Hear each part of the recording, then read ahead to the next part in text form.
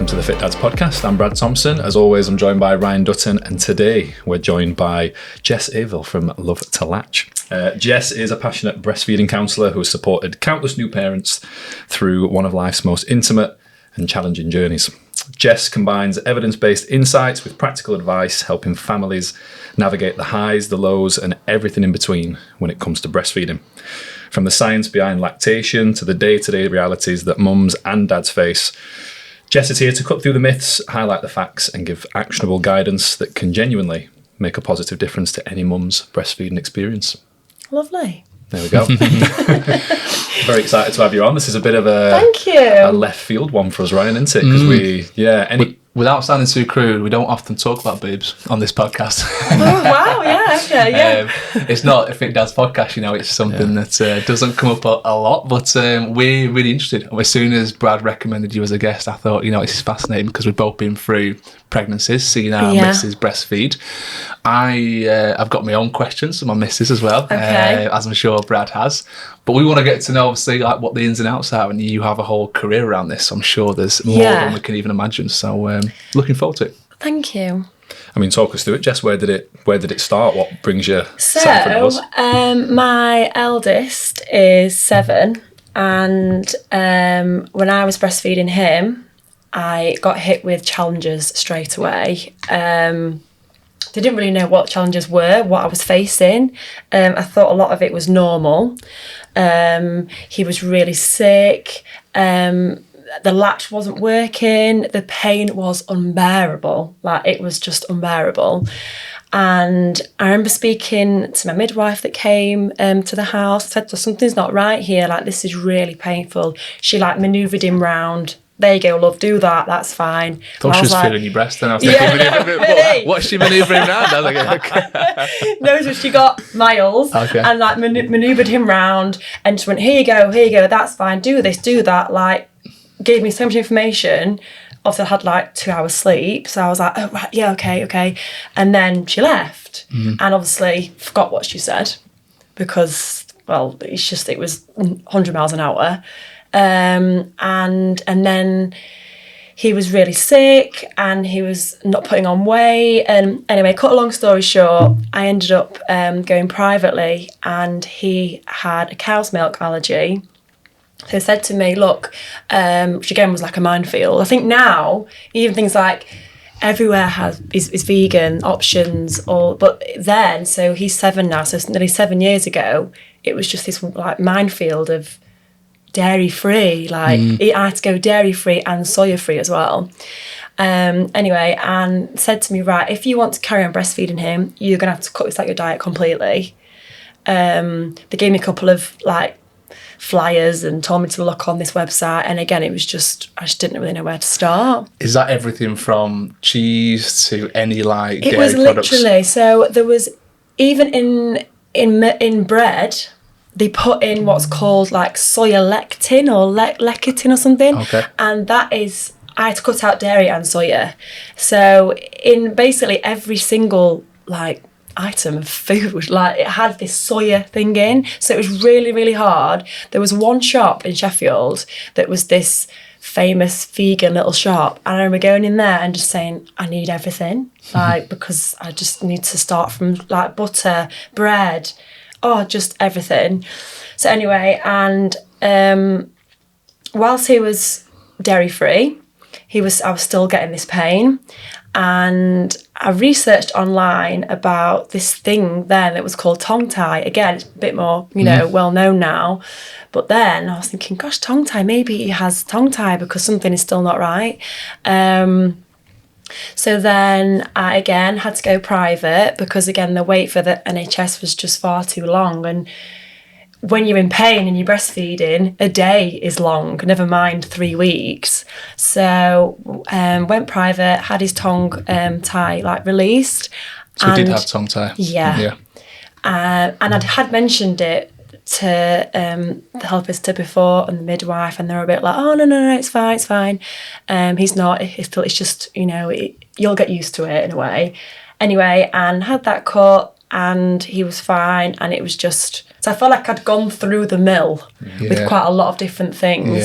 And then when my friends started to have kids, I felt like I was just naturally like giving my experiences as like another mum, like, oh, why don't you try this? Or even things like, because I had to do all this pumping for him as well and all of that. So I had quite a lot of knowledge. And before my second, I kind of thought, I could do this as a job, because I think that is what he's missing, is someone to come to somebody's house and literally sit with you and help you, like, so, and give all their time to just feeding. Aside from like all the extra bits that they have to do, the midwives, like the checks and whatever, they haven't got time to sit for over an hour and just help you with feeding. So then I'd looked into it before I had my second, and it was all in between COVID and things like that. So it was a little bit tricky of, oh, do I have to go and study like at university, or have I got to go there, here, there? Anyway, I had my second little boy, thought it'd be an absolute breeze, and still struggled to feed. The pain, I just thought, this is mad. Like, why am I still, I've done it before, why is it, hurting now? Well, because I'd heard of this whole tongue tie thing. And he got jaundice as well. And I said to the midwife, can you check if he has tongue tie? And she says, yeah, and he had. So I got it within like 3-4 days. So he had that clipped.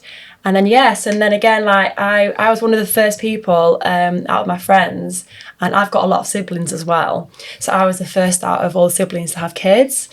And I felt like, again, when all my siblings were starting to have kids, I was just naturally they were almost coming to me in a way, like to sort of ask for advice and help. And because I've gone through lots of different things with feeding, and I was like, you know what, I'm going to do this.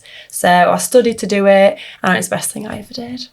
It's amazing. Yeah, it's so lovely. I always think when you're known in your group of friends and your family as being an expert in something, that's such a green flag to just go for something. Because you don't want to come across as like Mrs. Know-it-all. I didn't want to kind of be like overbearing with it. But I think when they ask you, obviously you have your own opinion, but you have to be careful to not like voice that too much.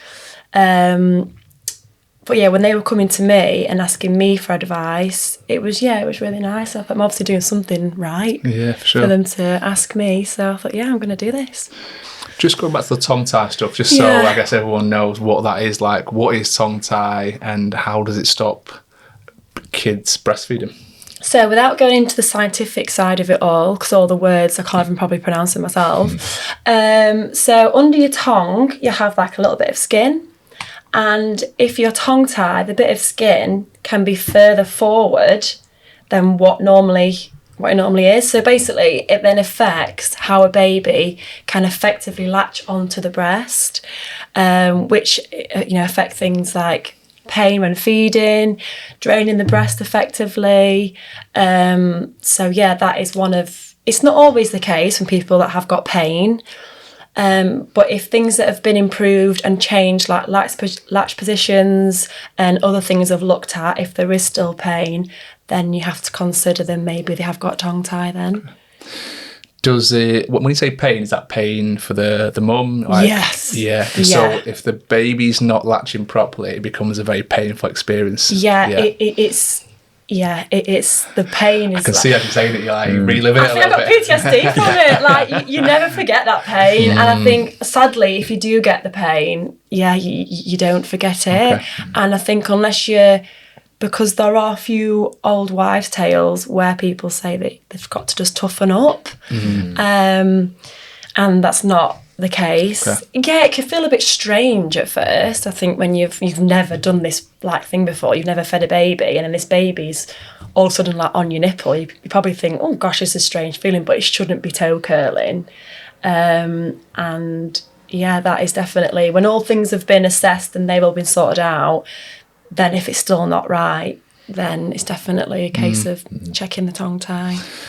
I think the whole birthing, like after birth, is just a complete whirlwind, isn't it, really? Because you get thrust with this little kid that you kind of expected to know what to do with. Yeah. And me and my missus, like we spoke about like breastfeeding afterwards, I was like, do you know what to do? Like, how easy is it? She was like, I don't know, I'm just hoping it goes really well. Yeah. I know there can be some issues, and fortunately there was no issues for that's us. Good. But we that's probably one of my questions actually. Amy did ask, like, if there's any advice you've got for like mums who don't struggle, like, is there anything they need to know? Is anything like, if it goes smoothly, is that kind of it? Is it job done? Is it fine? Or is there anything like mums who, take to it pretty well, babies who take to it pretty well? Any advice for those mums?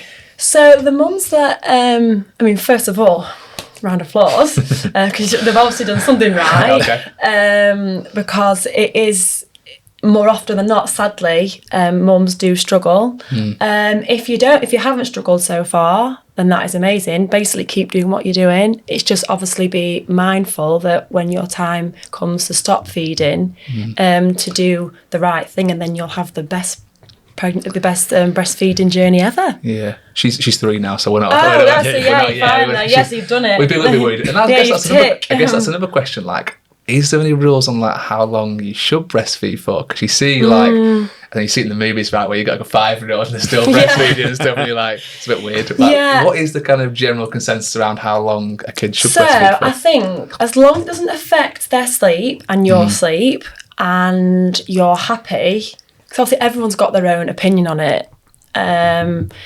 So I think if you're happy if it's not affecting your life in any way, like negatively, if it's not affecting like the baby negatively, I just think, but naturally babies, when they get to start like nursery, preschool, a lot of the babies, if they haven't weaned by then, they do naturally tend to wean by then, because obviously they're not with the mum for long. But I have had, some people say to me like, I tandem feed is where you feed 2 children at the same time, different ages. Okay. So I've had one client that was feeding a newborn while also feeding a 3-year-old as well, still. Okay. And that's called tandem feeding. Right.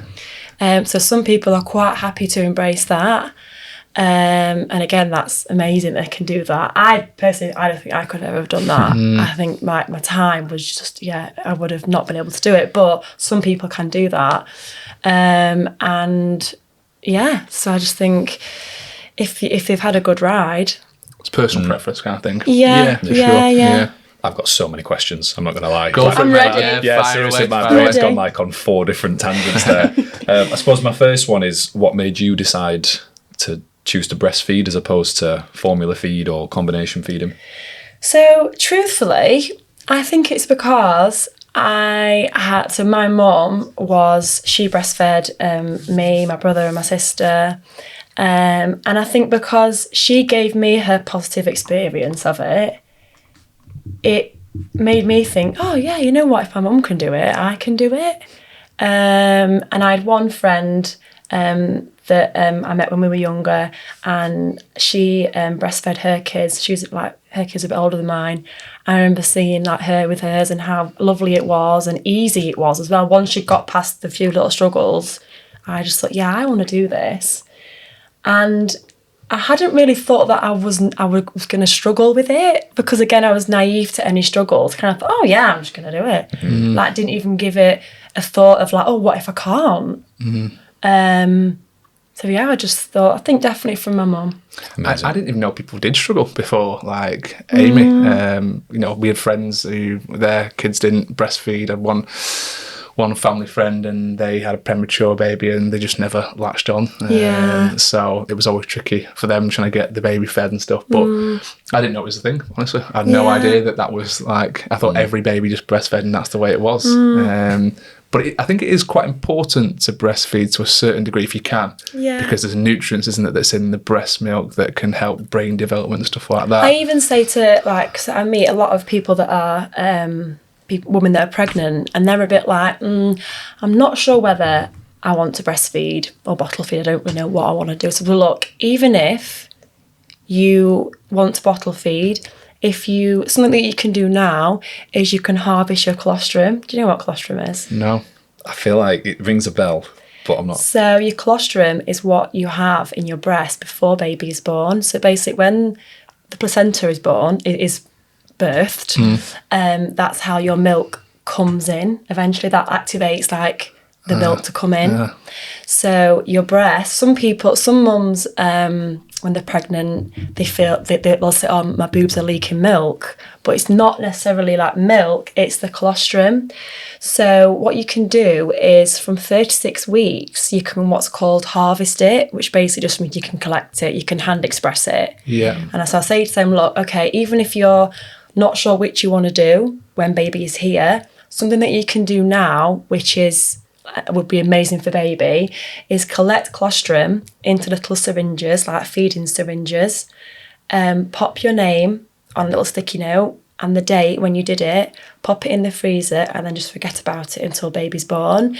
And then if you can be organised when you're going into labour, your birthing partner, whoever, can grab some out of the freezer, take them with you to hospital, give them to the midwife when you're giving birth, and say to them, can you pop it in the fridge? And then when baby is born, which is good for like dads to bond with baby, especially if mum's had like a difficult birth, like she's exhausted or any complications, you've got that colostrum there for the dad to be able, or birthing partner, whoever, to give to baby whilst they're trying to establish feeding, or if they think, you know what, I'm not going to breastfeed, I am going to bottle feed, they have still got this liquid gold is what we call it. Okay. So that is what a little tip that I say to people, even if you're still unsure, if you can get that, get the colostrum. If you can't, some people can't, and that doesn't impact how you can breastfeed. Some people just don't, their bodies don't respond to hand expressing, and then they panic thinking, oh, well, I can't breastfeed then. It's not always the case. But if you can hand express and get colostrum out, definitely do it. Makes sense. Amazing. I mean, if the first meal you give the baby is like some of your own breast milk, then there's a smell, isn't there, they look for food, and I've heard that's the thing around the breast. They're looking for like certain smells and tastes, and they like root. If you see like some babies, like when mums lie backwards and babies are literally born and they put them on the chest, sometimes when they come round a bit, you see them like doing a little wiggle. It's because they're trying to root. And is it something with the eyes or the tongue that they do, which kind of indicates they want breast milk? I can't remember now. There was something we were told to look out for. There's like the kind of that little cat, that little kittens. They kind of like their little tongues will like move, or like the heads will sort of tip backwards, which is like them showing to like latch on. Okay. Yeah. What is it about that colostrum that is so liquid gold about it? Because it's highly concentrated. Okay. So basically you need like a tiny amount, and it's really high. Well, basically it's a bit like a laxative. So like, you know how babies have the black poo? So that helps sort of get rid of all that when baby's born, which promotes obviously them having like a healthier gut if they've got rid of all this, and it's really hydrating as well. So the studies show that if a baby has that, when once they're born, they can less likely come down with jaundice as well. Okay.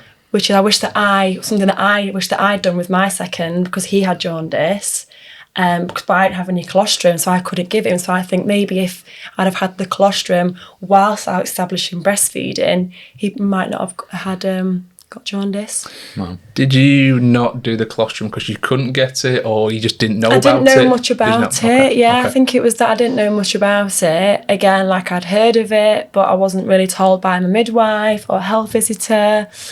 So it's one of the things that I really push, because I think even if you only manage to breastfeed for a week, if you can get that like bit of like an insurance of the liquid gold as such, it just helps. It just helps baby. It's a good question as well. I think, what do you feed a literal newborn baby? Like, what's the first thing? I'm sure the kind of midwives will give you some ideas and stuff, and they do encourage, I think, a little bit of breastfeeding to start with. But they do. In that first few minutes, like if you can get something. Yeah, they literally need like the tiniest amount. Yeah. I think as well, like people think they need like a full bottle's worth of like breast milk, but once you've given birth, your milk, don't like using the word milk come in, but a lot of people just know it as that.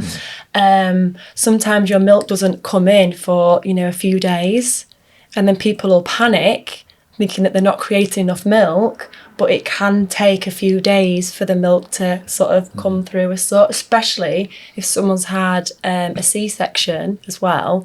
That can mean that the milk doesn't come in for a longer period.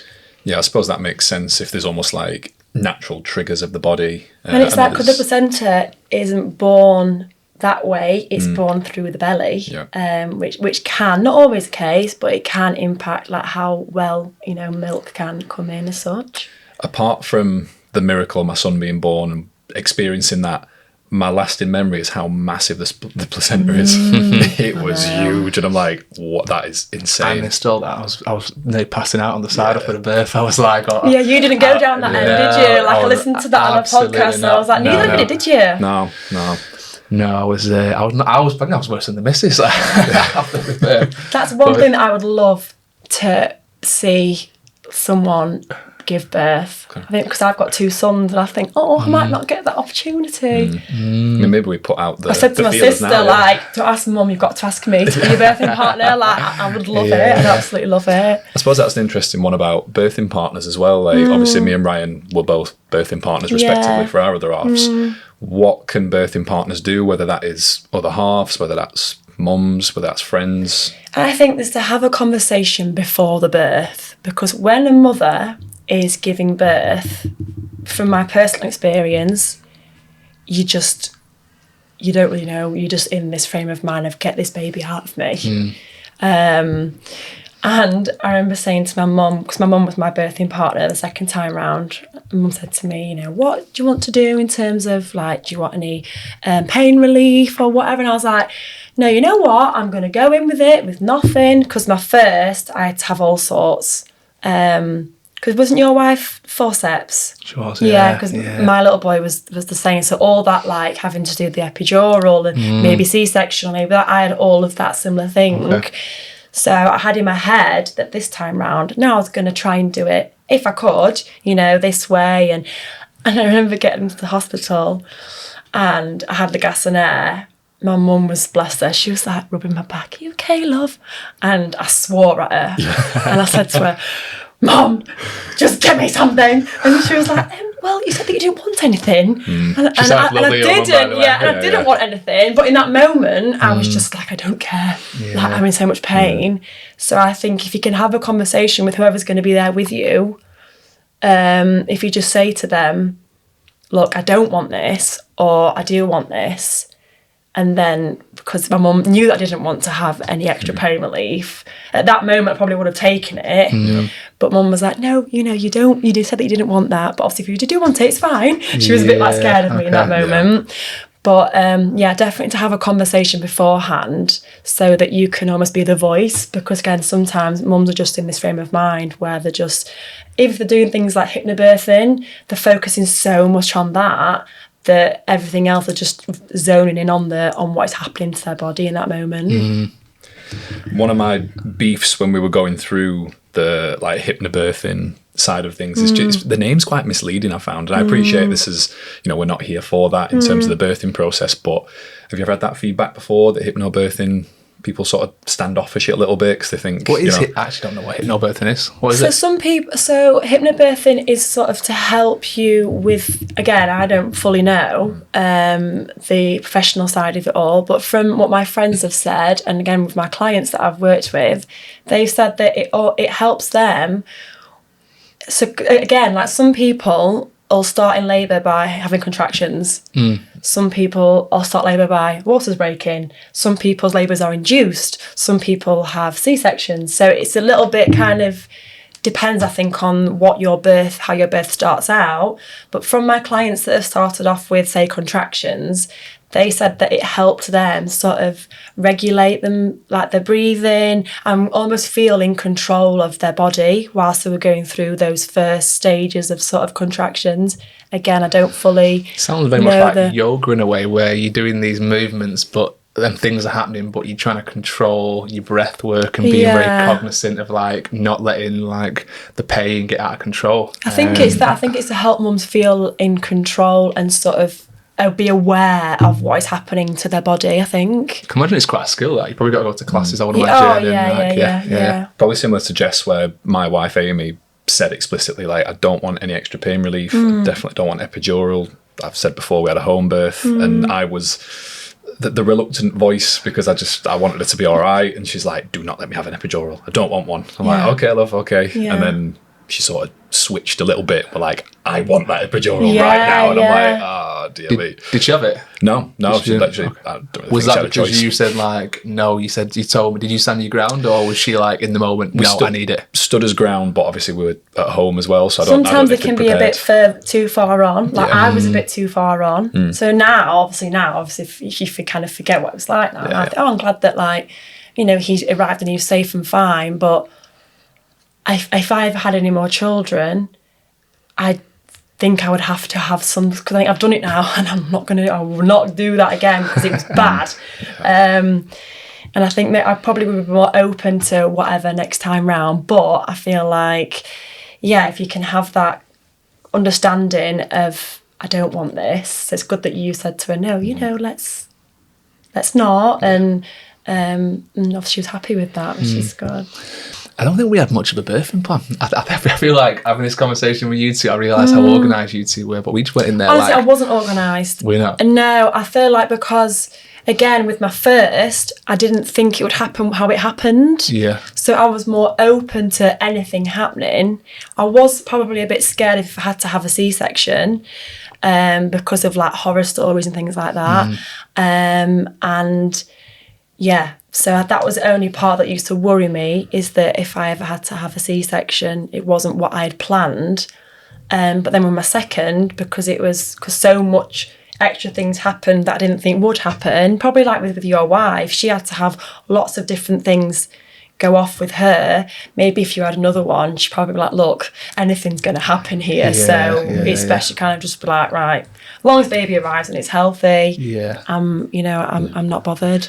And just to knock me off any pedestal, by the way, it was lockdown. So I did a lot of research because admittedly there wasn't much to do. I'd have probably done a bit of research and had that discussion. So just to knock me off that pedestal if anyone's got me on one. You were more prepped than me, that's for sure. But it's funny in that hour, like I remember when she was sat on the bed and the contractions started to come and she was like, oh, I can feel it. It's a bit like butterflies. Oh, it's coming a little bit and it's not too bad this. And half an hour in, she's like, yeah, they're getting a little bit stronger. It's not too bad this. I was like, She's smashing this. I knew she was strong. This is easy. I knew my girl was strong. Yeah, this is brilliant. Half an hour later, she's like literally curled upon the bed, like eyes rolling back in her head. And then they were giving her like the gas in there, and she's like, what was that like for you, like seeing her like that? Horrible. The worst thing, because there's nothing you can do. That's the worst thing. There's a bloke. I find that a lot of dads' partners say that it's that thing of like, you can't do anything to help. Yeah. And sometimes you're almost pissing them off a bit more. Oh my God. Oh yeah. Oh, I got daggers. This is your fault. Yeah. You did this to me. Like you and your mum, like that was the exact came with me. Like I remember it was weird because she had a long birth. It was over like, I think it was pushing like 40 odd hours. It was so long. Yeah. And there was moments where she was so drugged up on like the morphine and the epidural and everything, and that I'd just be like literally on my iPad, and I had this Sims game. I've told you about this. I downloaded this Sims game, but she was like blacked out. Yeah, like, she probably was she asleep when she was after asleep, the epidural? Just went completely to sleep. So I was playing, and like all of a sudden she starts coming around, and I'm like on my game. I'm like, oh, you okay? Yeah, go. Yeah, no worries. So I'm on the game like this, and then all of a sudden head snapped to the side. She's like, get off that game now. You've been playing it for 12 hours. Have you not completed it? Oh, yeah. I was like, no, it's like a platform game. I'm just like going through it. She's like, get off it now. And then so I put my iPad down. I'm like, right, I've been told off there. So I'm back in the game. I'm in the room. Like, what do you want? Anything? I'm just going to midwife's fine. And then all of a sudden she's like, just go back on your iPad. Go back on your iPad. And then she went, put some music on your iPad. I was like, I put some music on. And I put like some of our songs that we like. She's like, turn it off. No, it's too much. It's too much. Turn that bloody music off. I can't stand it. I was like, this is like a roller coaster of just her not knowing what she wants. But it's just the pain, isn't it? It confuses you. And I know this is absolutely no comparison, by the way. It's a bit like when I'm in like a tough workout in the gym. Oh no! Or I've got a circuit plan together. And you're gonna get hammered saying that. I know, but fuck it. And I see someone on the other side of the gym, and they've robbed one of the pieces of kit that I was using. I'm like, oh, all right. You know, I don't go over there very like, I'm immediately, because I'm in pain and because I'm working out, because I'm in this high pressure stress situation, I'm like immediately like backs up. But and I know that's no comparison. There's absolutely no comparison. It's in my mind. I'll never go through birth, but it's the only comparison I can make. I've been like, when you're in pain, there's no like reasoning. You just like, you're in like that fight or flight mode, aren't you? Yeah. That reminds me when my wife first went into labour, and it was 5 a.m. and I used to have this little whiteboard that I used to just jot down workouts on, and I wrote Bertha on there. Yeah, I heard that on one of your podcasts actually, and I laughed to myself. Like CrossFit style 4 times. Yeah. Like, okay, look, we're starting at 5 a.m, all right? Do you think we can get done before 5 p.m? She's like, fuck off. Stopwatch is on. Let's go. Yeah. I mean, like I said, I've got tons and tons of questions, but seeing as we're on the topic of like post-birth as well, a lot's made out of bonding as well, especially maybe for the partner involved. Like there's a lot to be said about, look, take your top off and just let skin to skin. Is there much in that in terms of how does that help the baby from a settling perspective at the risk of turning this very dad heavy? Yeah, well, another thing which will be good is if your partner has harvested colostrum, you can give the baby that, and it's quite a nice little thing for you to do, and that can sort of be like, you can sort of say to your partner before baby's born, look, okay, once you know the birth is all done, everything's fine, and you've tried, because what is also important to remember is if you're wanting to breastfeed, don't use a colostrum instead of breastfeeding. You do it alongside. Okay. So say if mum's try to do a little feed and obviously she's exhausted and whatever, and then babies come back to you, you can have that colostrum to have a bit of time for a cuddle, and again you can do it with skin or just whilst they're all swaddled up still, and you can give them that, and that's quite a nice thing for you to do in the first sort of, and just to sort of almost have that time for you as a dad to be like the realisation, I think, because it's so go, and it's very naturally the attention, which rightly so, is on the mother. You as a dad, you are just sort of in that little leather chair once baby's born, like, right, done, and the mother is still probably going through like a lot emotionally, and if they're having to have any extra checks, and they might have to have IVs or whatever. I think if you can have that time with your baby whilst mum rests, it's definitely like a really good thing to do to bond with them. So when Teddy was born, I definitely overfed him. I got the black poo on me. He was sick. He was sick. He went through 3 outfits in about 10 minutes. Wow. Yeah, because they can have like birth fluid on them. Yeah. I remember when we were going home with my second.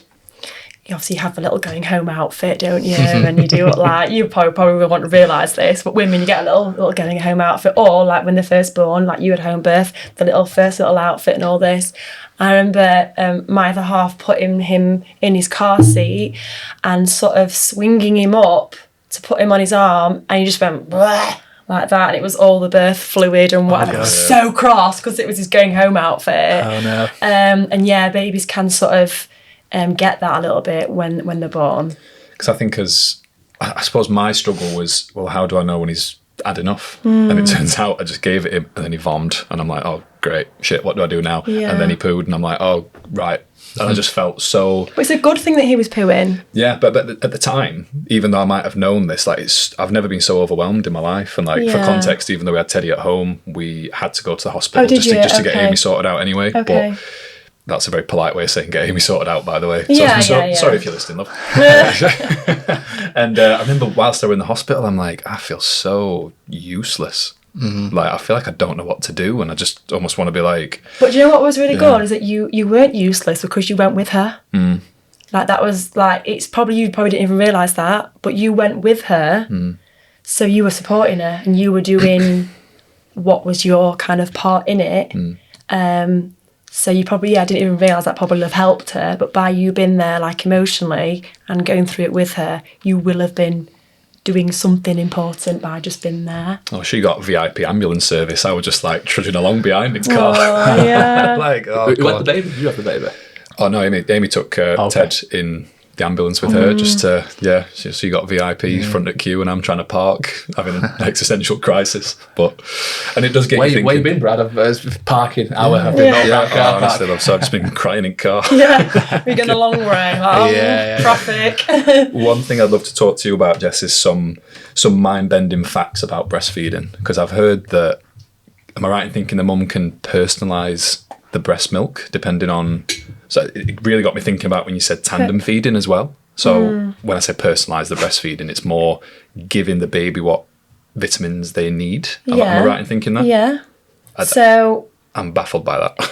So when a mother breastfeeds, and the baby's saliva, again, I'll not go into the scientific way of it all, but I'll do it in a way for you to understand, is when a mother breastfeeds a baby and the baby's saliva actually goes into the mother's breasts and creates like an antibodies for the baby. So if baby's like teething, baby's getting a cold or anything like that, your milk tailors to what your baby needs.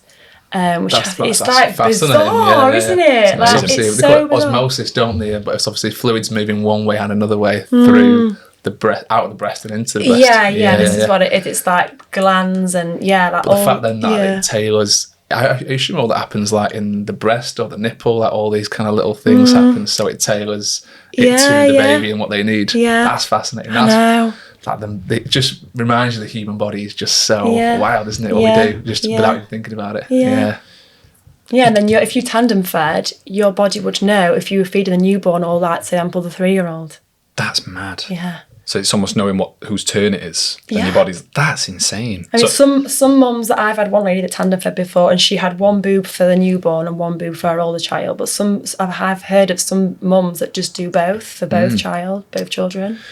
Because one thing that really blew my mind is obviously the breast actually gets smaller as you feed. It's almost like you're emptying and then it refills. Am I right in thinking that? Yeah. That's absolutely bonkers. It doesn't necessarily be empty. It's never empty, but that feeling, because effectively the more the milk is drained from the breast, the more milk the breasts make. So it's like, the speed at which it makes it as well is unbelievable, isn't it? Like, it's doing something for a new mum, it's doing something it's never had to do before, but now it's ramping up this production of food and milk that the baby needs. Yeah, which is a lot for the mum as well. Absolutely. Yeah, a lot. What's the advice for, I guess, a mum who isn't breastfeeding but is getting like a lot of milk production? Do they have to like lactate and if someone was to, it depends on when they stopped feeding.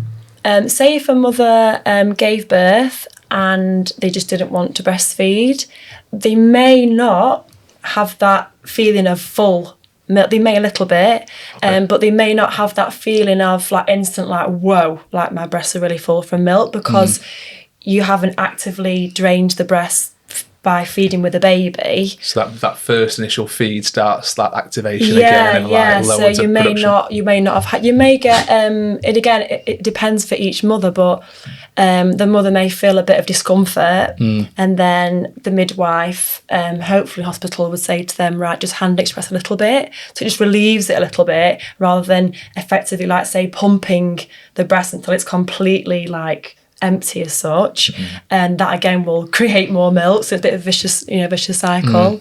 But like if a mother says, oh, you know what, it's not for me breastfeeding, I'm not going to do it, they might not notice anything at all. But I have had some mums that said that they felt like the breasts were tender, which can be because the breasts have made a little bit of milk, and just to slightly relieve it with hand expression, just so that they don't get that pain. So what happens then if you breastfed for like 18 months, 2 years, something like that, and then you decide to stop?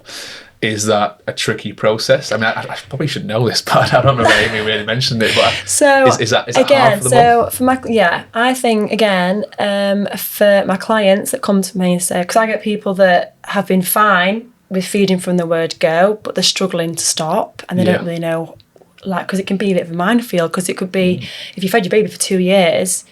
I think this baby is obsessed, and I'm obsessed with feeding my baby, and it's a thing and it's amazing. How do I just think, right, enough now? And so I say to the parents, right, first of all, don't stop the night feeding first, work on stopping the day, and then you go to stopping the night. And again, it's a similar thing with the hand expression. If you're wanting to, like, as you're stopping, like reducing the feeds to help reduce your breast from making milk, rather than again fully pumping or feeding the breasts until they are emptier, you hand express to relieve them ever so slightly, so that it almost doesn't encourage the breast to make more milk. Does that make sense? Yeah, for sure. I remember now Amy she was leaking a lot as well in bed. I think it was the I think there's that battle as well for a little bit where there'll be some leakage. Maybe you can express a little bit. But yeah, you can do a little bit. Yeah, I guess, you know, as amazing as the human body is, it'll get the message that there's not much coming out now. And you can get the message like quite quickly. Can it? Okay. Again, it depends on like the mother and how much the baby feeds. You know, it's example, like from a 2-year-old might not feed as much as like a 6-month-old. It can, you know, every mother is different.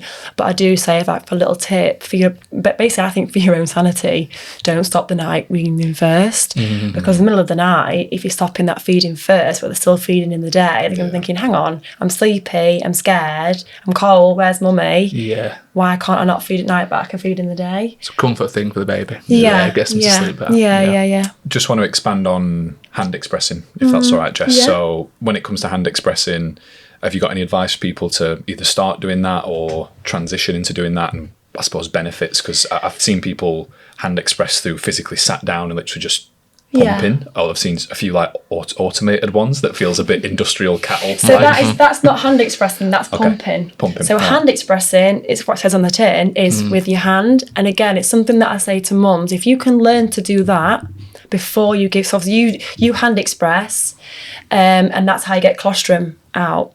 So I say to parents, well, to mothers, don't collect your colostrum through a pump because it's so tiny, it can get lost in the pump parts.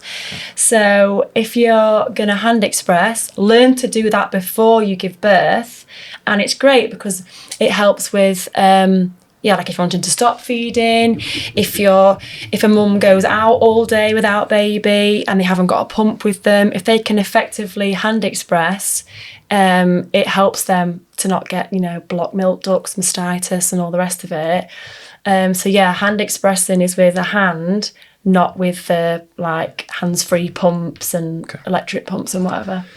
I've also, from doing my own bro research, all about the calorie burning effect of actually breastfeeding as well. And I've heard it's absolutely unbelievable, isn't it? You think you're just this, I don't want to say a milk producing machine, but that obviously burns a lot of calories. Thousands every day. Yeah. Have you got any sort of facts or statistics on that might interest? So what I say to my mothers is, it's easier said than done. Like, eat well, eat as much as you can, drink as much as you can. But realistically, if you've got like a baby that's attached to you 24/7, you do forget. And I think as long as you can make sure you're drinking obviously lots of water. Obviously everyone's got these big Stanley cups now and whatever. But that is something the hot girl cups. The big ones. Yeah, like that's the thing that you can do as a partner is making sure. So if you see mum that's sat down to feed and she's not got a drink near her or she's not got any snacks and whatever, by showing that you're supporting her with that. It's little things that go a really long way. You say, here, there's your big cup of juice, water, whatever. There's even like a packet of biscuits, and you know, I've done you like a sandwich or whatever. There's that, and then she can sit and that'll help her. Because I used to try and eat whilst I was feeding, because I think, well, baby's happy because they're feeding, so I'm going to try and eat whilst I'm feeding. I know some mums can't do that. Some mums find it really weird to have the sensation of a baby feeding whilst you're eating. But I feel like something else, but I'm not going to say it.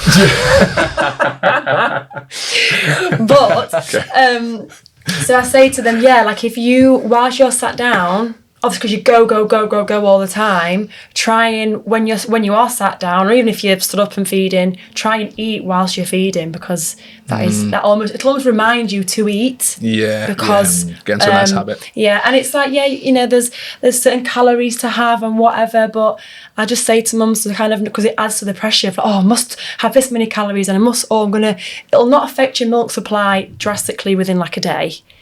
But you do have to eat, and not just a packet of biscuits, but you do have to eat. And then again, mums think, I've given birth now, I want to lose my baby weight, I'm going to go on a really strict diet.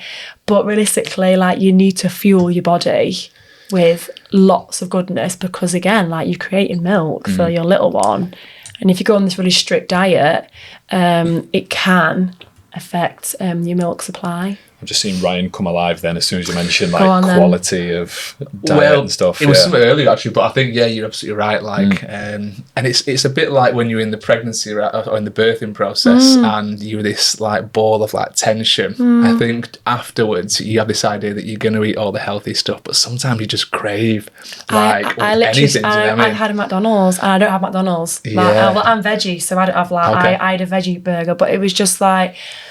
I had to have it, and then I think I had like 5 slices of toast because I was just needed something. I mean, I never had that after that, but at that moment, it was just I needed something. It's a bit like when you're in the kind of depths of your dieting phase, or I thought you were going to say like when you're depth of your hangover, something like that.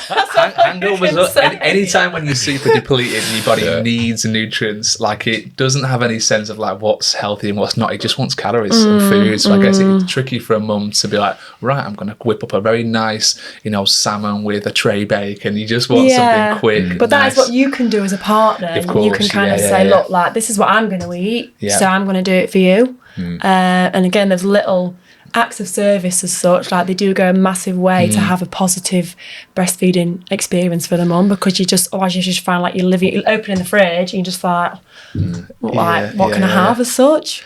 I'm glad you mentioned something that's quick, so you can have. I think the dad, I definitely struggled in the first 6 months to feel like I was contributing much, because it is all mum and baby. I can see Brad kissing himself there. I want you to say that. I'll stay in as well. Let that stay in, please. Mum and baby, there's this bonding experience happening where the mum wants the baby wants the mum, and I kind of was this third person for a long time, just on the outside feeling like dads can feel a bit like neglected. Yeah, I didn't feel neglected. I feel like I really wanted to help, but I couldn't help. And I was I'd get up before Amy in the night. I'd hear her crying. I'd grab her. She'd just be like screaming the house down, and I'd like rocking her. But I knew what she wanted. Maybe trying to give her some milk, but she wouldn't take it. As soon as Amy came in, and it's like she could smell Amy, feel Amy, like it's straight. Yeah, that is what's definitely hard for the dads. It's like that they can't settle the baby as well sometimes as such, and. Yeah, the baby can tell the difference between you and mum, 100%. Yeah. I feel like us having that role of like maybe assisting the mum more. Yeah, it's probably definitely. Something I wish I'd known. That's why I think the approach that I say to like dads, like if you can support the mum whatever she's doing, that will probably help more than you actually realise. Because if the mother is feeling that support, sort of like even things like. You know what you're doing, like last night, God, that was rough, you did so well last night.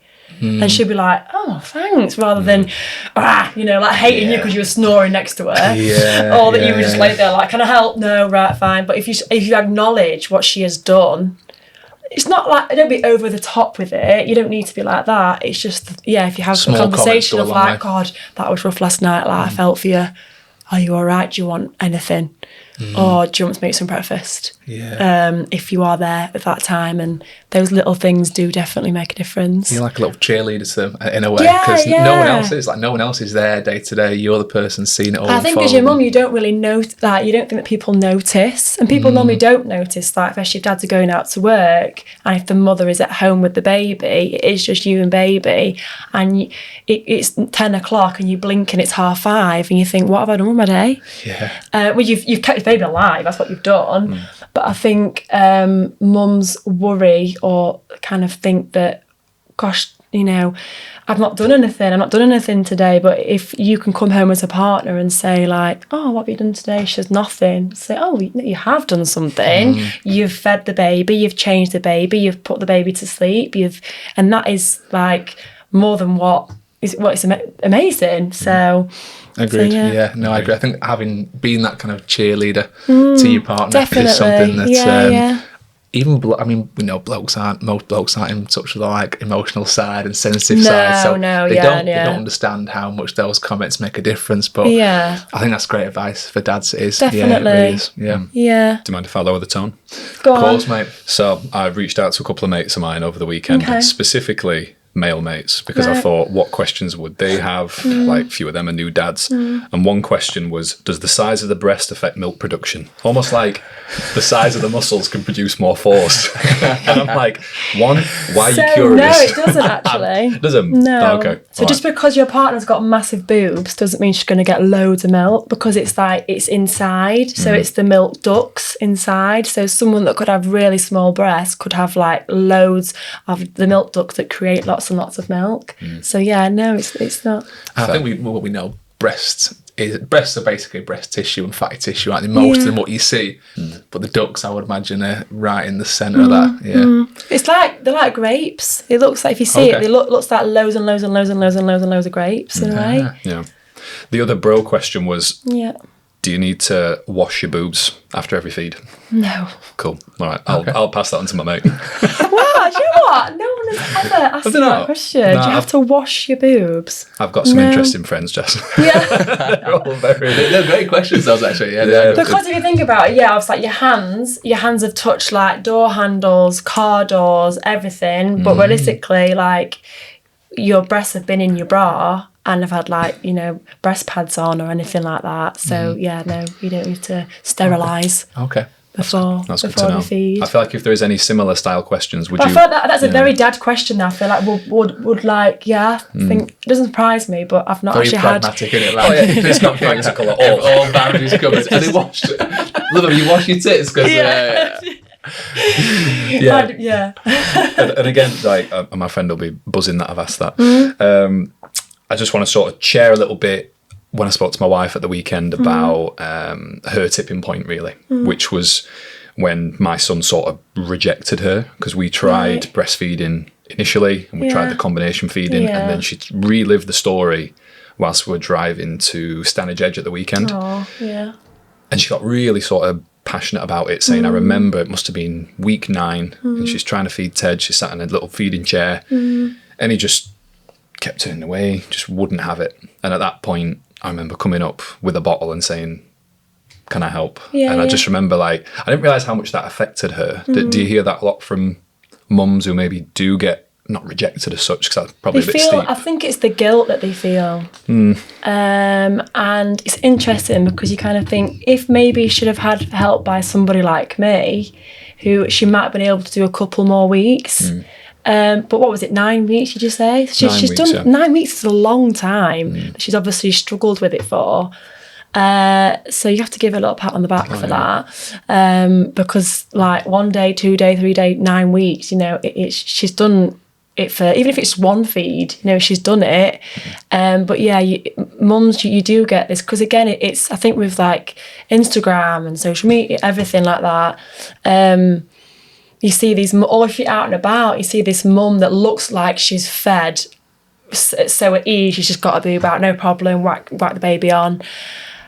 And you've not probably realised that she probably has struggled maybe early on in the day, or she probably had a really stressful time. It's like, I remember once I cracked my breastfeeding with my first, but I wasn't phased about breastfeeding in public, like it wasn't a thing to me.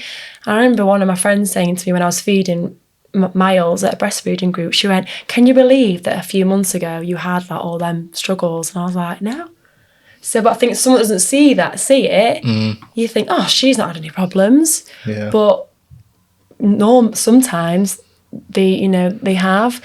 So I think for your wife to have stuck at it for 9 weeks whilst having like her struggles and stuff, I think it's really good. But bless her, it's really common. It sounds like it's not normalised enough, like these struggles that women have with breastfeeding. That's what it's not normalised, and I think it's not like spoken about enough. There's not enough places where mums can sit there and just vent and say, I can't do this, why can't I do this, or I'm feeling guilty for not doing it. Again, like you get a lot of mums that are bottle feeding the babies that feel guilty that, well, I've not breastfed, but it's fine. Like however you want to feed your baby, everyone's had a different journey with the feeding. There might be so many reasons why you didn't breastfeed, and you're not going to be judged for doing, bottle feeding. It's having like a community in general of just that, however you feed your baby is absolutely fine. But naturally, I think like people struggle more with breastfeeding. So that's why I'm a breastfeeding counsellor, because you do get women that struggle more with feeding than they do bottle feeding. if I can just pick up on that word you said there, counsellor. So anyone who's listening who's picked up a lot of information and facts about what you've said, anyone can go and find out that information. But I think that personalisation, if I can blow a bit of smoke now, Jess, it's similar to what we do in a coaching sense, where we essentially guide people through, like, you can learn all these things, but when it's personalised and they've got someone like yourself to sit there and just support them through it. This is a bit of a businessy question now, but would you say a few of the mums you work with or the families you work with, did they work with you for a number of weeks, a number of months, or is it usually sort of one-off? So it's different. I mean, you get some parents that I meet them at, say, example, like a baby fair, and they're expecting, and they're wanting to start off with a positive breastfeed, to prepare themselves for a positive breastfeeding experience, basically. So things like colostrum harvesting, what are the things to buy, do I need a pump, all those aspects, and even sort of tips to look out for of how to get the perfect latch and all things like that. So I help clients from that aspect, and then I get them through to when baby's born, and then I come to their house and help them with the first few weeks. And then once they've established their feed and everything's fine, you might not hear from them for a little bit, but then you get to the point of them like, oh, baby's starting nursery now, but I do still want to breastfeed. How can I navigate that? So then you get with them through that, and then you get the time comes when they'll say, I want to start feeding now. How can you help me with that? So every client's a bit different. Sometimes people don't know about me until the babies are a bit older. So then they say, oh, I'm returning to work, or I'm going away on like a girls' trip, but I do still want to breastfeed. How can I keep my milk supply up whilst I'm away for a few days? So yeah, every client is different. You do get the odd client that just needs like one go, but more often than not, they do come back for a different part of the breastfeeding journey. So must be nice to take like a parent and a couple from the first moment when they're about to have the baby right through to when they stop, and knowing you've had an important role to play in that. Yeah, it was. I had one client that I met. They were both of them are really, really keen to get themselves off to a good start, and I went round to their house and gave them a bit of things to look out for, and then how partner can suck. 'Cause I always imply that into my preparing package as such, like, the mother can prepare, but how can the dad prepare as well? So I was telling, because he was very keen to be involved in how he could support, so I was sort of saying to him things of like the colostrum, when you can give it, when she's done that first latch, how you can support her, blah blah blah. And then 3 months later I got the call saying baby's been born, can you come round? And it was going into the same house, the baby wasn't there, and now they're both sat there, and dad's just like proud as punch holding his little boy, and it was just it's really nice. It's really hard sometimes to say really professional. I want to just go congratulations and like put my arms around them, but obviously I can't do that to everybody. But it is so nice to see them when I think they that shows that you're really invested in them as well to a certain degree. So you can't be this like teacher who goes in there and knowing, I've only known you for half an hour now, but your personality's not like that anyway. I'm sure you'd be out there and you'd be telling them like amazing things about like the baby and stuff. But you've got to be yourself, and you've got to be personal as well, for sure. I think that is why some people, because when they meet me at different like events and stuff like that, and then I think when they see that you're not just like a robotic like book as such, that I actually enjoy what I do, and I actually do it because I actually want to help. Because I didn't have that support, so it's like I'm so passionate about helping, because sometimes it's just a little tweak that can impact someone's breastfeeding experience, and they can have a real good. It changes that mum's life for like the next 6 months, a year. It's when you see their faces again, like when I go around to their houses and sometimes they're in the trenches, and you feel for them so much, and you just think you can remember yourself in that point. And you sit there, and I was there the other day with a lady for 2 hours, because it was just, she just had so much she needed help with. And then we spoke on WhatsApp after, and I was checking in with her, and didn't hear from her for a few days, and I was thinking, oh God, is she okay? And then she appeared out of like, she had no sleep for like whatever. And then I went back to her house like a couple of weeks later, and just herself, like she looked so much better. And it was like, oh gosh, like I've managed to help her do that. And yeah, so it's rewarding. Yeah, it is really rewarding. It is. I think for me, it's a case of stressing for people to try these baby fairs. And like, if I can make a quick comparison with like our wedding photographer, we went to a wedding fair and we really, really got along. She'll not expect the shout out, but Marie Anson, she's absolutely incredible as a wedding photographer. You can meet the person, and sometimes you don't vibe. Sometimes I could be too much for somebody, and they're like, no, like I just need like, and that's fine. But some people, like when you met her, you just liked her whole vibe. I think, 100%. And I think I remember my wife coming home saying, I've met this photographer, she's perfect. And I guarantee there'll be people who go to these events, see your approach, and just to know that someone like you exists as well. I think that's, I think for me, I'd always want someone who's like, personable, down to earth, and just like doesn't take it too serious. Because I feel like it's not a very serious thing. Like it's a baby. It's supposed to be fun. It's like an amazing moment in your life. Let's not turn it into a lesson. Let's not turn it into a class. Like, let's enjoy this. And I think that's why I always try not to use too much like terminology. I try and make it more so that the parent understands.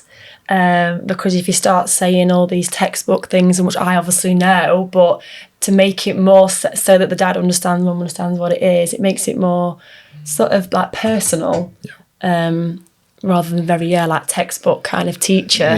Very similar to what we do. There's some technicalities in coaching in the body, but you have to make it understandable on their terms, especially relating it to a known. I feel like me and Ryan talk about cars a lot. Do you have any analogies that you compare like breastfeeding to? A lot of stuff that people know. I can't think of a breastfeeding analogy. Not a gym workout. I don't know.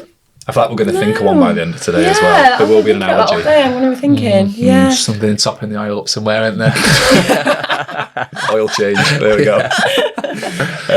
I suppose I just want to dive into maybe some challenging times, maybe with clients that you've worked with. Obviously, you don't have to drop any names for obvious reasons, but would you be willing to share any really challenging times that you've had with clients? Yeah, so one probably interlinks quite nicely with you guys, with what you guys are doing. So I had one lady. In fact, it's not always just one. I've had multiple where this happened to, where there was a lady that baby was about 3 weeks old, and I went round to her house to help her. I had met her before, and it was the first initial appointment, and she was, like I said to you before, she was in the trenches. Like, bless her, like she was struggling a lot. Baby was feeding all the time. Cluster feeding is where they feed basically all the time, but it is good because they're upping your milk supply. But in that moment, you don't see it like that. You just feel like, help me, this is bad. And she had a dog that was whizzing round. She just looked really, really, really stressed, and I didn't think that her partner was there. I thought he was at work and whatever. So I said to her, do you want me to have the baby for a second? Because I just felt like she was on overstimulation. She was just, a lot. She went, yeah, please, yes, please. So I had the baby, and she was just sat there. And the next minute, the dad came in with a bottle of beer in his hand, and he'd been sat in the garden. And I was like, oh, are you here? And he went, yeah, I'm seeing my mates were in the garden having like a few beers. And I had to, when you just felt like I wanted to shake him? I mean, obviously fine, socialise, but when she's obviously really struggling, he should have been in that appointment. Like, I don't go round someone's house just to sit with the mum. Yeah, obviously the dad's not there, but if the dad's there, then I'll say, do you want to come in as well? Because this is going to apply to you as a family, not just to the mum. Anyway, and then so he came in, and he and I said to him, obviously I didn't want him to hold baby if he was drunk. I said to him, have you, how many beers have you had? Are you having a nice time? I'm a bit low key like that. I said, my first one. I says, well, here, do you want to hold your daughter? He went, oh, right, yeah, it's fine. He didn't really know how to hold her. But he'd never been told how to hold her. So I looked at it as like that he's obviously not confident to know how to support her. So I said to him, look, sit down a minute. pop her up there, pop her on your shoulder. And I had to show him how to hold her. And I could see that he instantly felt more confident in holding her. So then I started to say to him, right, okay, she's going through this cluster feeding at the minute. If you're not, because he wasn't working for however months, he'd managed to get it off. I think he was self-employed or something like that. So he was going to be there for the baby. He's having a great time, isn't he? 2 months off, and he's drinking beers in the garden. I know, honestly. So I tried to make it in a polite way, to flip it round and say to him, look, you need to support her now because she's going through this moment of cluster feeding, which is a prime time for like 3-4 weeks. And I said to him, if you are here, even if the dog's running around like a nutter, take the dog out for a walk for a minute, because she was saying to me, she's like, I haven't got time to walk him, and I've not got this and I've not got that. And she was really, really stressed. So yeah, I tried to give him ideas of how we could support her without actually, if she's cluster feeding, he can't physically feed him and herself, but the things that he could do that would help. And he was a bit taken back. And then I left, and it really bothered me. Like, I felt really sorry for her. Yeah. Anyway, a week later, I got a message from her saying, I didn't thank you, but I wanted to thank you for, let's call him Sam, for example. She said, I want to thank you for the information that you gave Sam. He's been amazing ever since. Sometimes that's all it takes, isn't it? The dad doesn't realise that how much the mum needs support. I think I wasn't drinking beers in the garden, but I don't think in the first few weeks I understood like how much Amy needed. Well, yeah, I think it might not have been out of arrogance. It might have been because he generally didn't think he could do anything to help. Yeah. I think I tried to look at it like the good side of it with that, rather than he was just like doing it in an arrogant way. But yeah, I think it's that they don't know how to support them. I think. And it makes me think how many first-time mums are realistically living with 2 babies, because if you look at that is a very harsh thing to say to a first-time dad as well, just for being so oblivious. Maybe it's a place of fear, but you're basically looking after. But you know what? It's really common, and that's just not just one person. There's been many times when I've been to somebody's house, or even sort of spoke to them on the phone, and I've noticed that dad's there, but not really involved in the conversation. And I get it, normally it's the mum has to do like the feeding, and I get that. But even if the dad like knows what I've said, because the mum can forget, like again, the mum's had no sleep, or the mum has got like overpowered all this information, she can come away and think, God, what did she say about that? But if the dad's there and listened, he might remember something that she might not have remembered. And you're a team, and it makes it more of a team effort, which, We did an episode a few weeks ago about the modern man, and that way of thinking maybe for a new dad, or for someone who is a bit detached, like, we were breastfeeding, what do I need to be involved with that for? So it's a very old school way of thinking, I imagine. And like, look, I guarantee my granddad knew absolutely nothing about breastfeeding, and times were different, society's changed and evolved a little bit. So good on you for doing it in such a professional, kind way as well, because it was hard at the start. That initial to show that I wasn't shocked, I think. But maybe he obviously got the message, so the way you said it and it came across obviously resonated, or she wouldn't have messaged you, right? And sometimes just take a professional coming in, maybe in a nice way, saying, I don't think you're pulling your weight here enough. Yeah. I'd love to have said that to him. I think it might have got in trouble. What are you playing at? What are you doing? What are you playing at? Join them pints, are you? That's what I wanted to say to him. Yeah. But no, because you've been there, right? You've been that moment in that pain, and you know how much the partner helps. And, but you obviously did your part, and that's really nice. And again, another amazing, rewarding thing that you can go and do. You can plant these little kind of seeds of just, that's inspiration. What it was. It was planting the seed. That's what it was. Give him the idea of how we could help. Speaking of bad experiences, you've spoken about obviously social media a little bit as well. Is there any? I guess, what is the worst piece of advice that you see given out when it comes to breastfeeding? That your breast needs to just toughen up. Toughen up? What was that? Your nipples need to toughen up. Yeah. Okay. And that is, I've still seen, it's not necessarily professionals that are saying it, it's other mums or... midwives? Some, I have to be very careful with this, maybe some of the older generation may think that it has to hurt for a little bit. But doesn't. Really? Yeah. Okay. Yeah. And I think just the general of like, oh, you'll be okay. You'll be fine. You'll be fine. You're fine. I think it's that. When actually stopping and looking and being like, no, there's more going off there. Yeah, okay. The older generation want a nipple boot camp, basically. It's tricky because, it is tricky. But I hear it from like my clients that have said to me, oh, my midwife didn't say that, or my midwife told me that. So it's not like it's just from online. It's actually people that have said to me that certain midwives or whatever have said, have given them but I get it, they haven't got, their job is to deliver a baby safely, make sure mum's okay, and obviously do the first latch or whatever, but they haven't got time to be sat for over an hour speaking with a mum and talking with her and that's... The information nowadays is so much more prevalent in people like yourself in this profession, but makes you wonder, like maybe 50 years ago, 100 years ago, how many women actually just suffered. Do you know what? This is really funny. So my grandma was 90. Okay. And she was at my mum's last weekend for a roast.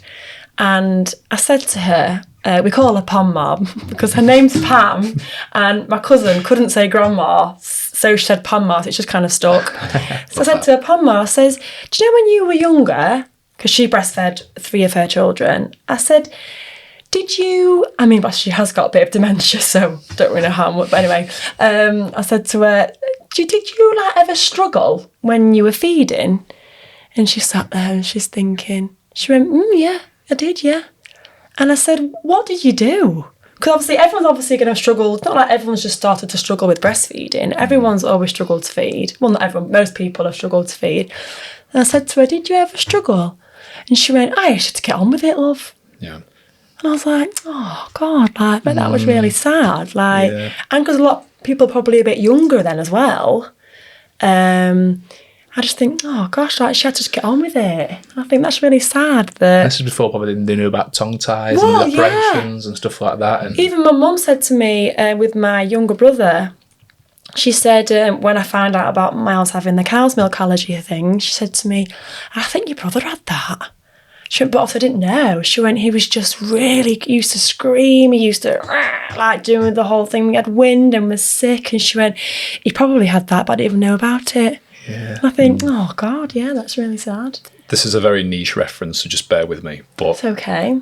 Stoic philosophy, I didn't expect to say this today, but some of the problems they had in like ancient Greece and some of the journals that some of like the Stoics wrote, it's still relevant now. So it makes you wonder that just because we have more information doesn't mean the problems go away. Well, there's still the support that's needed. There's the infrastructure.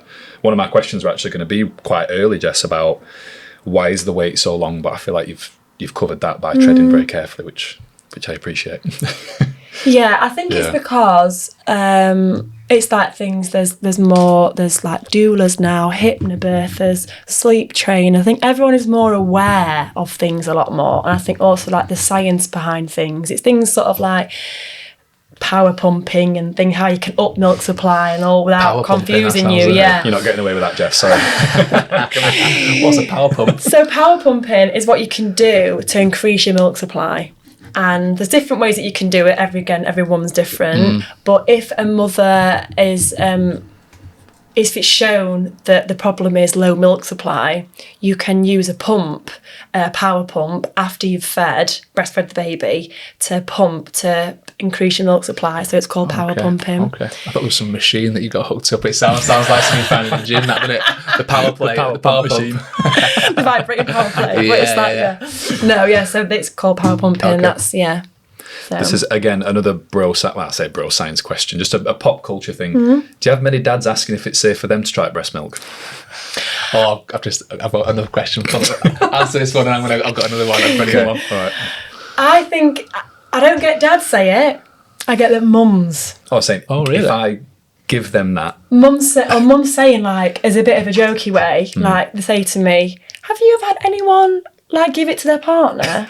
And I've had someone say to me before that her partner was asleep snoring, so she squirted him. Oh my gosh, with the milk. That's brilliant. That's I'd rather be awesome. elbowed, like, to be honest. oh right. Yeah. It was just like he was sat there and he was snoring, so I was squirted him. So I'm like, oh wow. I love how like just instantaneous this is. It's like Just like whoop. I mean, yeah. I can't help but think if it was me, I'd be doing that to everyone. Yeah. All my mates down the pub, I'd be like, Johnny, open your mouth, pal. I think men are probably intrigued. Maybe some men are intrigued to be like, what does it taste like? I think, but I was never that. No. yeah, it wouldn't hurt you if you did. No. I mean, it's not going to be beneficial for you if you have it of like 1 cup a day. Don't start doing that. But yeah, I think if they want to do it, try it. But it's very like watery, sweet. It's like sweet water. Sweet water. Okay. That's how I can imagine like Volvic, flavoured water. it. Strawberry flavoured water. Yeah, there's a series on Amazon called The Boys. Have you seen this? No. So it's basically if superheroes were real and they're all just dickheads. Right. And there's their version of the Superman is a guy called Homelander, and that's his one vice, like breast milk. Oh, really? And I remember my mate saying, like, I was curious up until I saw Homelander be obsessed with it, and now I'm not bothered.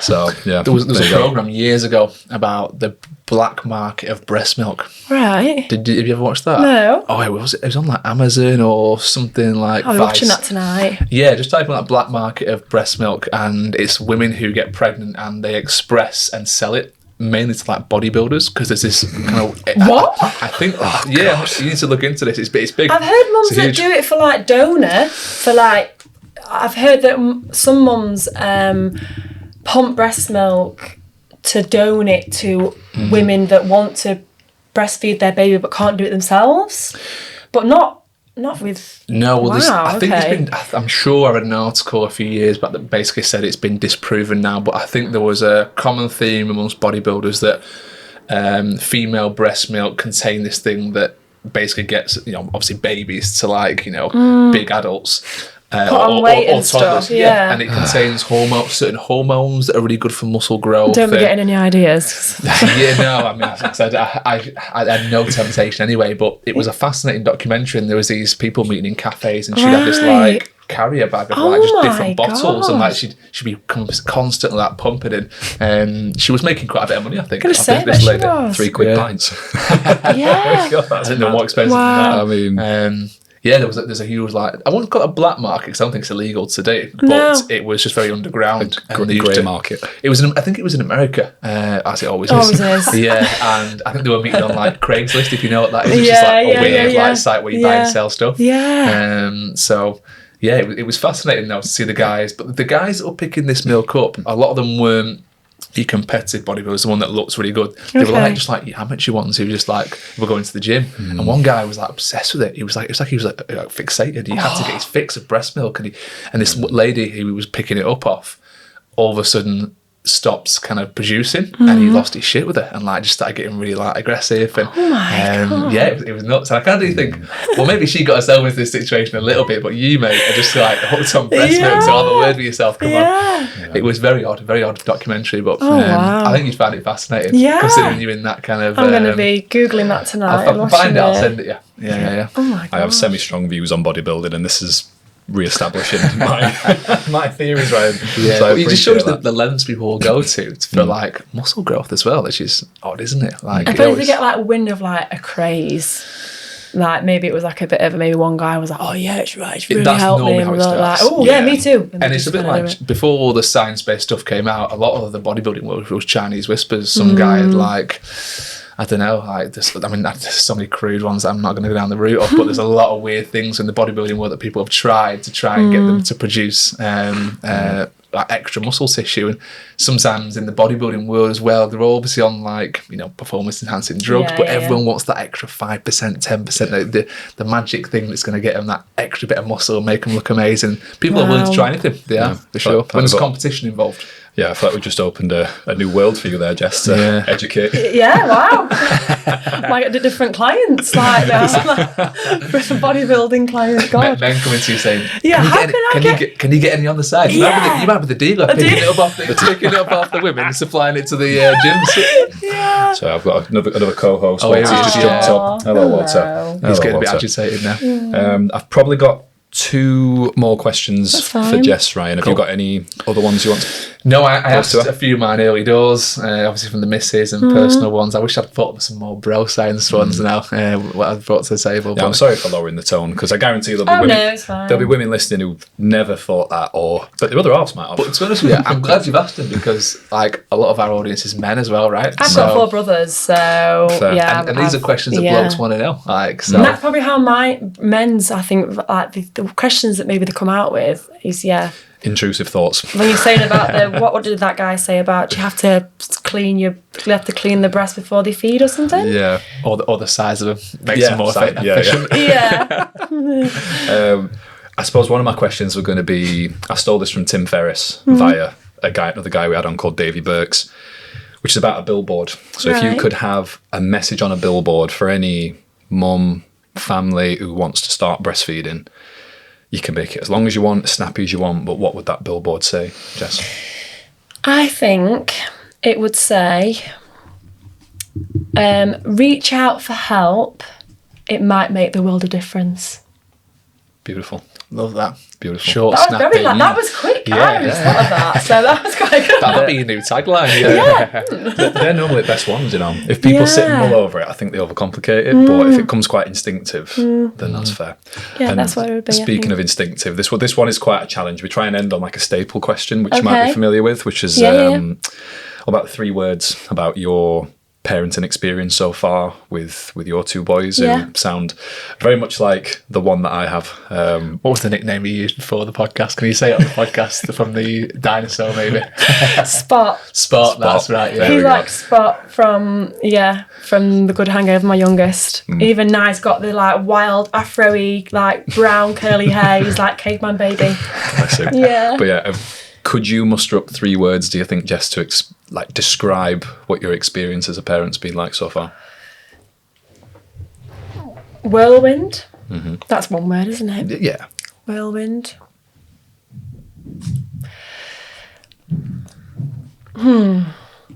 Okay. Whirlwind. Amazing. Definitely amazing. And I think this is like one-ish word. Life-changing. Life-changing. I'll put a hyphen there. A hyphen. So it's hyphen there. Yeah. Amazing. And I don't know, I've really got on board with these 3 words recently, because it's very hard to summarise such a life-changing thing that just encompasses your life, but because there are so many mixtures of emotions, like it's stressful. That can be one, it's stressful. It is a constant worry. Like, I remember my mum saying to me once, she went, Jess, when I had my first, she went, you do realise now you are going to worry for the rest of your life. Like whether they are 1, 3, 5. And it's like now, like on the way to see you guys today, even though I was driving to work, I was concentrating, obviously, but I kind of thought, I wonder what Miles, my eldest, is going to be doing at school today, or did Malachi get his book bag? And things like that. Like maybe more so traditionally as a woman, you do think about it a little bit more, but maybe differently for like a dad, you might think like, I can't wait to see them later, or what I'm going to do with them later, or they do cross your mind at some point in the day. And I think that is going to be forever. Like my mum says to me now, my mum raised like 7 of us. Wow. I've got 4 step siblings as well, so my mum's she was a powerhouse, and my stepdad, amazing. And they both say to me, like, even now you guys are all parents, we still worry about you like you're little still. I'm 34 and went on holiday recently. I fell from an e-bike, big gash on my leg, and I didn't get stitches, but I should have. But my mum was messaging me every day, send me a picture, tell me what it's like. I'm like, Mum, I'm 34, leave me to it. I know how to go to boots, I know how to strap it up. And she's like, no, send me a picture every day, I want to make sure it's all right, because she knows kind of what to look out for infections and stuff. So I send these pictures, and I scroll back from my photos of it, and there's all these pictures of me like slashed up leg. And I just think that she cares. Even now at 34, she's not stopped caring about me, my 2 brothers, and I wonder if you ever lose that. I don't think you probably ever do. You do, yeah. I can't imagine you, because different parts of your child's life, it's like probably when they become a parent, you worry about them if they're going to be okay as a parent, and it's a minefield, isn't it? Yeah. Like, I remember as a new dad as well, like waking up in the middle of the night and just like having this overwhelming sense of, is she okay? Is she okay in a bed? Is she rolled over? Is she still breathing? Like, I just had to get up in this panic, in this state, and go into the bedroom to see her breathe. Actually, put my hand on her chest just to make sure her heart is still pumping. I was like, oh, she's okay, she's okay. I remember once in the middle of the night, I was asleep, and my other half was like frantically like lifting up the bed covers, and he'd had a dream that I'd fallen asleep feeding him, and he was in the bed, and he thought that he'd rolled on him. He wasn't. He was next to me, but that initial and you're frantically, and it's just really It's funny what it does to your psyche. I used to get a lot more in the first 6 months. But I had one the other day. What was it? I think I just woke up, and I woke up in the middle of the night. I thought, is she okay? And I don't know if she'd been making some noise because we've just taken the side off her crib, so it's an open crib now, so she can get out of bed and she can cause chaos at night sometimes. That's a whole different, isn't it, where they can get out? Oh yeah, we're going through that now. But I must have heard her playing around, and I had this idea that there was someone in the room, and I was like, shit, so I jumped up, I run in the room, and I burst open this door, and she stood about 2 feet from where the door was. I mean, they whacked her across the side of the room, just missed it, and she stood there like this, and I've come in like this and ready to kind of kill someone because I think there's someone in that house, and she's looking up with this worried little look, and I just thought, oh God, thank God there's like, thank God there's no one in the house, thank God she's okay. I says, what are you doing? She goes, I'm just playing with my toys. It's like 3 a.m. I was like, oh, right, come and get in bed with us. And then she came in bed. That's so sweet. But even now, I get that feeling just every now and again that something's not. It's like a primal, as a bloke especially, it's a primal instinct, isn't it? You want to protect, and anything that's like outside my noise. kid's bedroom is like sort of like under my kitchen. It's like a bit of a cottagey kind of thing.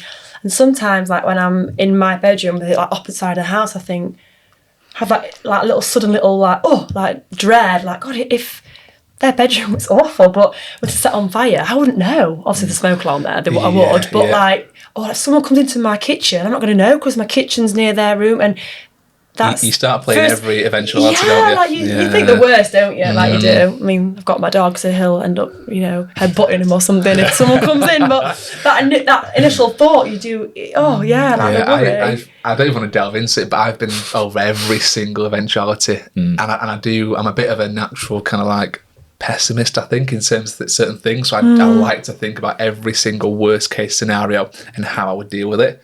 And you go for everything, don't you? Even little bits in the park sometimes where there's another kid, and there was a situation where there was some water being thrown, and like a kid threw some water back at her, and I was like, right, that's it. I'm like, kid's 5. Don't need to go over there with your chest out. You're okay.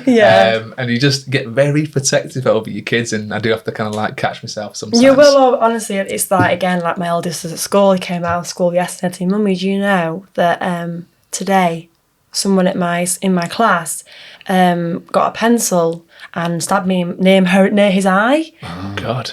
And I was like, oh, I think it was a mistake. That's what I kind of figured by the story. Okay. Very sort of hiss and miss story. Yeah.